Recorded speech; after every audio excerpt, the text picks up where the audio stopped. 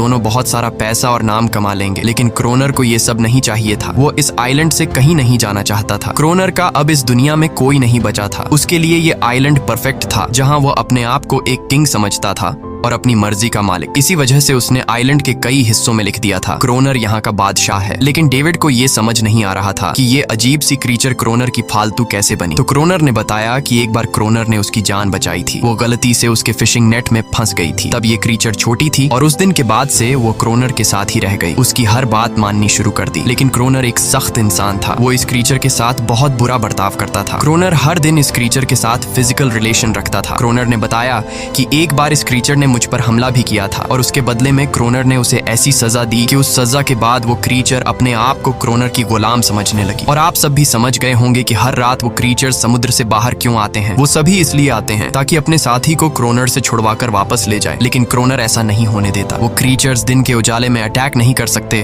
क्योंकि सूरज की रोशनी उनकी स्किन जला देती है। डेविड अब यहाँ और नहीं रहना चाहता था। वो किसी तरह से आइलैंड से अपनी जान छुड़ाना चाहता था। खैर, शाम होने लगी और क्रोनर ने उससे कहा, गन लेकर रेडी हो जाओ क्योंकि वो क्रीचर्स कभी भी हमला कर सकते हैं। वो लाइट हाउस की लाइट ऑन करने के लिए तैयार हो गए और कुछ ही देर में समुद्र से बड़ी संख्या में क्रीचर्स निकलकर बाहर आ गए। वो लाइट हाउस की तरफ बढ़ते जा रहे थे। क्रोनर उन पर लगातार फायर करता जा रहा था, लेकिन डेविड पूरी तरह से डर गया था। वो लाइट हाउस के अंदर की तरफ आने लगा। क्रोनर के बार बार कहने के बावजूद वो बस एक कोने में चुपचाप बैठा रहा और कुछ ही देर में डेविड बेहोश हो गया। क्रोनर पूरी रात अकेला इन क्रीचर्स से लड़ता रहा। अगली सुबह क्रोनर ने गुस्से में डेविड के मुंह पर पानी डालकर उसे उठाया और कहा, अगर तुम्हें जिंदा रहना है तो इनकी जान लेनी होगी, नहीं तो तुम्हें लाइट हाउस से निकाल दिया जाएगा और तुम्हें मेरी हर बात माननी होगी। रोजाना पानी भर कर लाना, लाइट हाउस के छोटे बड़े काम करना और रात को मेरे साथ गार्ड ड्यूटी भी करनी होगी। अब डेविड के पास दूसरा कोई ऑप्शन नहीं था। इसी वजह से ये सब करना उसकी मजबूरी बन गया। डेविड अब क्रोनर की हर बात मानने लगा। लेकिन एक चीज थी जो उसे बिल्कुल भी पसंद नहीं आई। वो ये थी कि हर रोज उस